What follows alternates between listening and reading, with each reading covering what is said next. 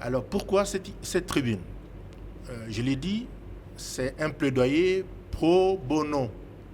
Ce n'est pas un plaidoyer en faveur de Vital Kamerhe, mais c'est un plaidoyer en faveur de la société congolaise.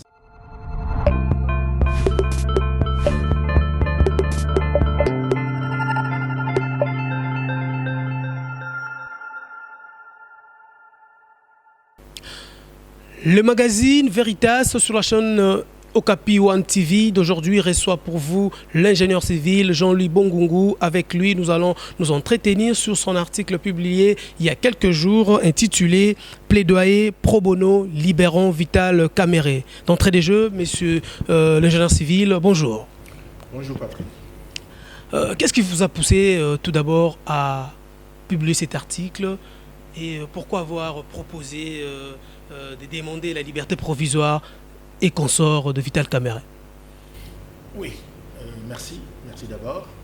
Je n'ai pas publié un article, j'ai rédigé une tribune en tant que hussard solitaire et un journal, le journal, a publié ma tribune.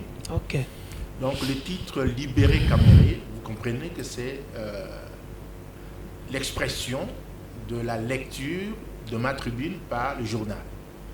Alors pourquoi cette tribune? Je l'ai dit, c'est un plaidoyer pro bono. Ce n'est pas un plaidoyer en faveur de Vital Kamerhe, mais c'est un plaidoyer en faveur de la société congolaise. J'ai fait une lecture depuis une trentaine d'années de ce qui se passe dans notre pays et je me suis dit qu'après une quarantaine d'années de service rendu à la nation, aujourd'hui, dans ma retraite, il est temps que je puisse exprimer, que je puisse dire la situation sociale telle qu'elle se présente. C'est une résolution personnelle. C'est pourquoi j'ai baptisé la tribune d'un hussard solitaire. Ce n'est pas à coloration politique ni un mouvement social, c'est l'expression d'une indignation, l'expression d'une révolte, l'expression d'une honte. J'ai honte parce que, en tant que retraité, et puisque les études nous disent aujourd'hui que l'étape la plus productive dans la vie humaine, c'est celle qui se situe entre 60 et 70 ans. Et contrairement à ce que l'on pensait, la seconde étape, c'est celle entre 71 et 80. Et l'étape de 50 à 60 vient seulement en troisième position. Je suis donc dans l'étape la plus productive de ma vie. Et alors, qu'est-ce que je rends à la nation qui m'a tout donné? Parce que la RDC, le Zaïre, le Congo belge, Congo démocratique, Zaïre, Congo démocratique, m'a tout donné. Et je me présente comme une pupille du Congo belge, une pupille de la République. Et alors, quand je vois que la nation est en danger de disparition, je pèse les mots, eh bien, j'estime qu'il est temps aujourd'hui d'éclamer urbi et orbi ce que moi j'ai comme conviction par rapport à ce qui se passe au niveau des élites dirigeantes du pays. Professeur, l'ingénieur civil, monsieur Jean-Louis, pensez-vous pas que le politique risque de se camoufler ou je dirais de sortir ou de se servir de votre tribune pour essayer un peu d'entreprendre leur démarche de tout le jour, des mal gérées finances de l'État? Exactement, c'est cela l'objet. Les latinistes disent in cauda venenum. C'est dans la queue que se trouve le venin. C'est pourquoi j'avais exhorté les lecteurs. J'aurai l'occasion de revenir, peut-être dans mes cahiers critiques. Mais j'ai exhorté les lecteurs de lire intégralement l'article tel qu'il a été publié. Cette tribune, c'est 24 pages à 4, mais une douzaine de pages journal.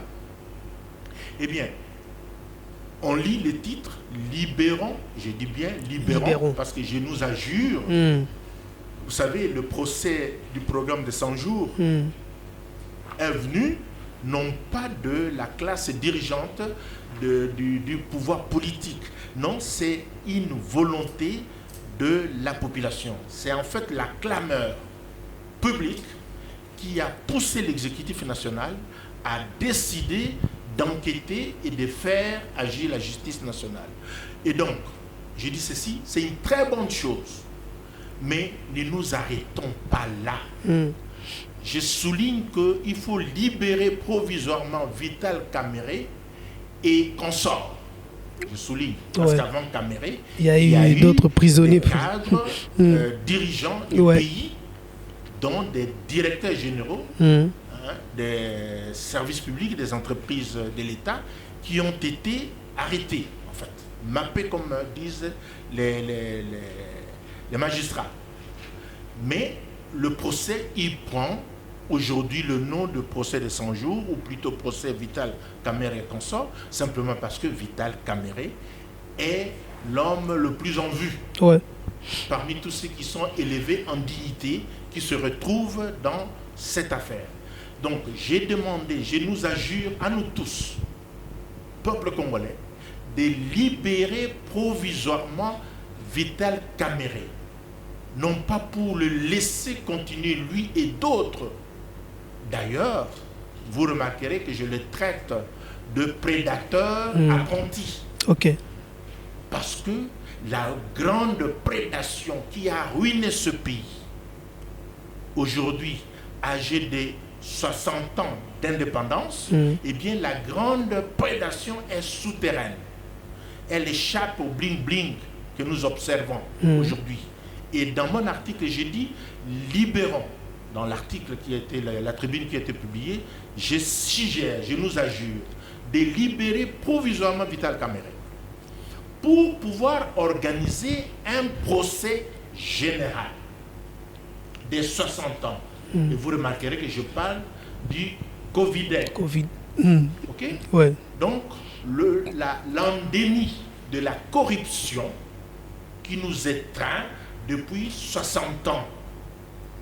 On dira, oui, c'est une maladie d'emprunt, un virus d'emprunt, très bien, mais il s'est tellement plu sur le terrain congolais, zaïro-congolais, qu'il est devenu pratiquement congolais, ce virus, le coronavirus de la corruption. Corruption pendant les 60 ans d'indépendance. C'est pourquoi je l'ai baptisé coronavirus Covid, de l'endémie de la corruption. Et j'ai dit ceci, organisons un bon procès, un grand procès général. D'ailleurs, l'idée ne vient pas de moi, c'est une résolution de la Conférence nationale souveraine. À la clôture, bien sûr que l'AFDEL libératrice est venue, en fait, étouffer cette initiative, cette résolution. Il était arrêté à l'issue des travaux de la Conférence nationale souveraine qu'on devait organiser un procès général pour aider la République à récupérer tous les actifs qui avaient été dissipés par ses enfants en complicité avec l'extérieur, l'étranger, etc., ou d'initiative de nos propres enfants. Donc, j'ai demandé une libération provisoire pour que nous ayons un procès général, ce que j'ai appelé le procès des accusés de l'île Boulambemba. J'ai dit ceci, si la justice nous aide à récupérer même 10 millions sur ce qui a pu être dilapidé, volé dans le cadre du programme de 100 jours, et bien que le peuple accepte que ces 10 millions qui ne vont pas construire et reconstruire le Congo puissent être utilisés pour construire une prison, un centre pénitentiaire sur l'île mythique de Boulambemba, dans le Congo central. Nous sommes à Banana, territoire de Mwanda. Okay? Cette prison, d'une capacité d'au moins 1000 cellules, pourra recevoir nous tous, qui avons eu à gérer. Et comme ça, chacun, devant sa conscience, qu'il ait soit à battre son mea culpa spontanément.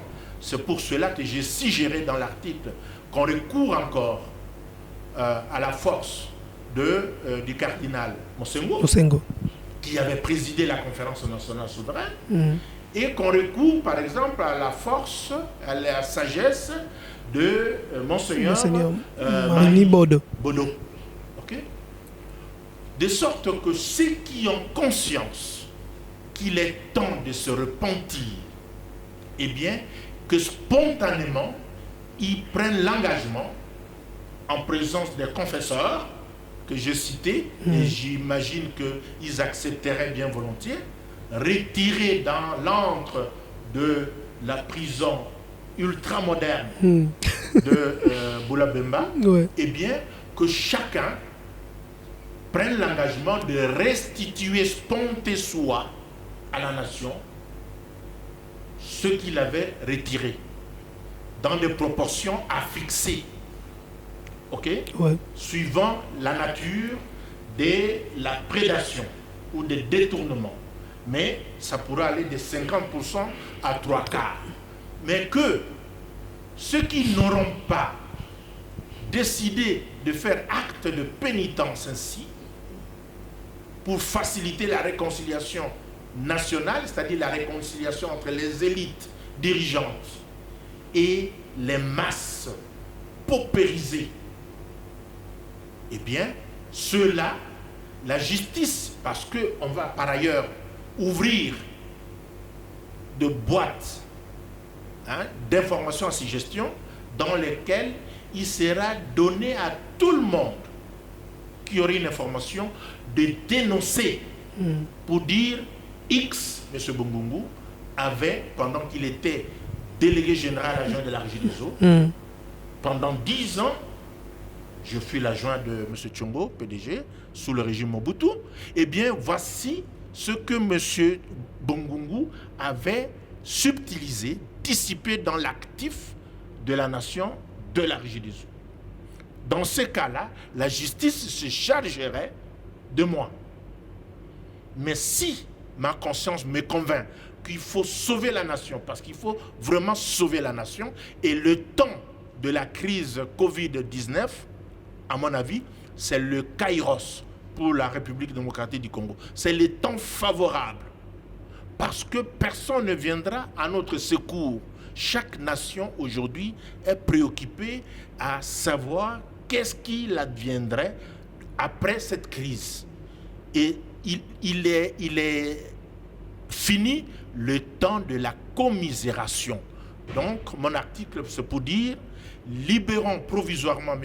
Kamere et tous les autres, parce que ce qu'on leur reproche d'avoir dissipé aujourd'hui, détourné, ne représente que des cacahuètes par rapport aux milliards dont, par exemple, le professeur Luzolo Bambi, conseiller spécial du président Kabila, parlait. Et d'ailleurs, même le Premier ministre, Matata, reconnaissait qu'il y a un coulage de l'ordre de 15 milliards annuellement dans ce pays. Mais alors, tous ces milliards, n'allons-nous pas les récupérer? Eh bien, il est temps d'arrêter. C'est vrai que la clameur publique est là, mais le chef de l'État, Félix Tshisekedi, peut demander un moratoire au peuple pour dire, écoutez, très bien, nous poursuivons, la justice poursuit son travail, et d'ailleurs, le site que je propose permettra de rasséréner les échanges. Parce qu'aujourd'hui, il est quand même assez démoralisant de voir que cette République démocratique du Congo, dont il nous a été donné de constater que le chef de l'État l'a dédié à Dieu, personnellement, je me suis dit que finalement, cette cérémonie, à voir la manière dont nous débattons du procès Vital Kamerhe et consorts, eh bien, le langage, les discours qui qui est utilisé ne me permet pas de dire que la RDC serait une nation dédiée à Dieu. Parce qu'il y a tout sauf la charité. Il n'y a pas d'amour. Il y a l'injure facile. Même de la bouche des serviteurs de Dieu, pas tenté. On insulte le frère dont on dit qu'il a détourné des actifs de la patrie. Je considère que cela ne risquerait plutôt de créer des divisions au sein de la patrie qui a besoin aujourd'hui de l'unité, de la réconciliation. C'est pourquoi je suis revenu sur cette résolution de la conférence nationale souveraine. C'est vrai, on ne parle pas que des détournements des deniers publics, on parle aussi des crimes qui avaient été commis de 1960 en 1992. Mais malheureusement, c'est aussi la faute aux honorables conférenciers, parce qu'il était prévu qu'on adopte un code de bonne conduite, et ce code n'avait pas été adopté parce que personne n'avait souscrit. Et Monseigneur Mosengo, à l'époque, s'était retrouvé seul avec son projet de code de bonne conduite. Donc aujourd'hui, je considère que c'est le temps favorable pour que on puisse, si vous voulez, je ne dirais pas calmer, mais essayer de faire tomber cette tempête qui risque de nous faire perdre la proie, alors que nous sommes en train de saisir plutôt son ombre. Donc, je ne fais pas un plaidoyer pro-Caméré, mais c'est un plaidoyer pro-Bono, c'est pour le bien-être collectif de la nation. Et je suis un avocat pro-Deo, pour la nation. Ok? Parce que la nation, je dois tout à la nation. Donc, ma démarche se situe à ce niveau-là. Et je voudrais, et je vais même faire sortir cette recommandation d'un procès dit général, dit le procès des accusés de l'île de Boulambemba, de la tenue d'un grand débat national. Parce qu'aujourd'hui, nous avons perdu le Nord. N'importe qui des citoyens se croit autorisé à échafauder n'importe quel plan. Il n'est pas normal. Ou une société où tout le monde est savant, c'est une société appelée à se perdre. Okay? Parce que c'est des charlatans qui prennent le devant. Il ne s'agit pas d'une injure, mais je crois que c'est Modeste Mbonigaba qui disait, mais où est le mal à ce que le cordonnier ne s'occupe que de la chaussure? Okay? Que de l'enseignant du primaire s'occupe de donner ses cours.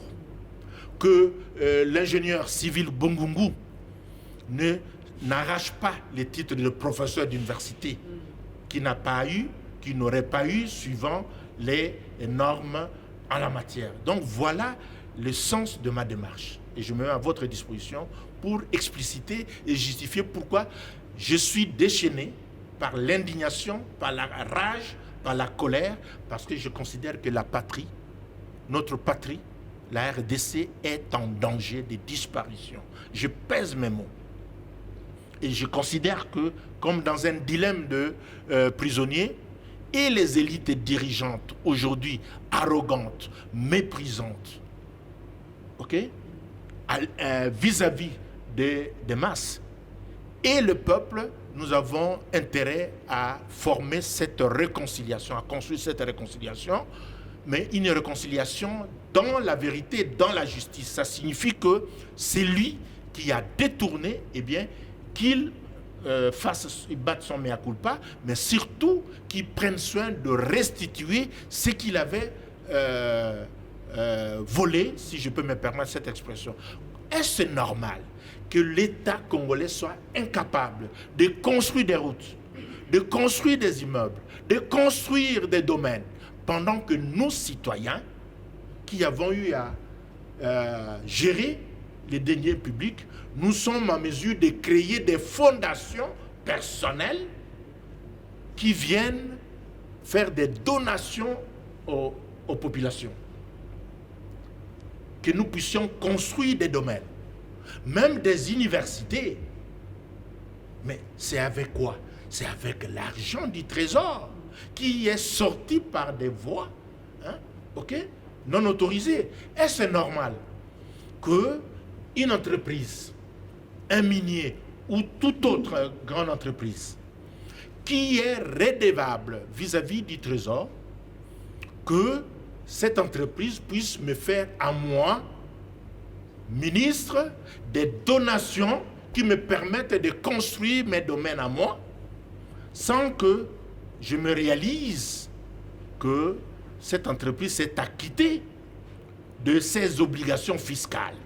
Parce que les milliards qu'elle m'apporte, en fait, leur destination, c'est les trésors. Je dois savoir que si une entreprise donnée m'apporte, moi qui suis ministre, premier ministre, 1 milliard, pour que je puisse réaliser des œuvres caritatives en mon nom, pour mon honneur, pour ma gloriole, eh bien, ça veut dire que cette entreprise devait 100 milliards au trésor public et elle a prélevé 1 milliard pour que moi, je puisse être complice de cette évasion fiscale. Voilà l'essence de ma tribune. C'est la tribune d'un hussard solitaire, c'est vrai, mais un hussard enragé, en colère, mais qui considère que si nous ne faisons rien aujourd'hui, cette nation va disparaître demain. Et ce demain, c'est déjà 2021, ou en tout cas avant 2025. Et c'est pourquoi, si je peux aussi terminer cette introduction par la recommandation que j'ai faite, c'est de dire que la jeunesse que vous êtes, Patrick, vous tous, il est temps que vous puissiez former une vision de grandeur pour ce pays. La vision, le Congo qui s'est construit aujourd'hui, 60 ans après l'indépendance de 1960, la proclamation de l'indépendance, eh bien ce Congo, malheureusement, se construit encore sur la base de la vision que le duc de Brabant, le futur roi Léopold II, avait eu pour la Belgique, en disant, en 1860, il n'était que duc en ce moment-là, il faut que mon pays, ma nation, la Belgique, puisse avoir des colonies pour l'expansion de son économie, du marché. Et ce duc devenu roi, il a réussi à réaliser ce rêve. Donc ce Congo que nous avons, c'est l'héritage du roi Léopold II, dont on nous dit que tout ce qu'il aurait fait, c'est seulement couper les mains de nos aïeux. C'est vrai que les mains étaient coupées. On nous avance même des chiffres de 10 millions. Je ne suis pas en train de faire le révisionnisme, mais soyons sérieux. Quand nous avançons ces chiffres, il faut que nous les étayions également. C'est la même chose quand nous disons aujourd'hui que nos ennemis ont tué 8 millions, 10 millions de Congolais. Soyons sérieux, il faut que nous puissions aussi étayer ces chiffres-là pour ne pas que de l'extérieur, on nous prenne, nous-mêmes, pour des révisionnistes. Parce que nous parlerions des statistiques fantaisistes. Je ne suis pas un révisionniste, mais j'aimerais que nous assumions, parce que s'il y a 1110 Congolais qui sont tués, eh bien c'est un drame pour la nation. Il faut que nous puissions circonscrire ces drames dans ces véritables dimensions. Merci l'ingénieur civil Jean-Louis Bongungu pour cet éclairage par rapport à votre tribune. C'est la fin de ces premiers, je dirais, le premier volet de cette émission Veritas sur YouTube Télévision. Merci.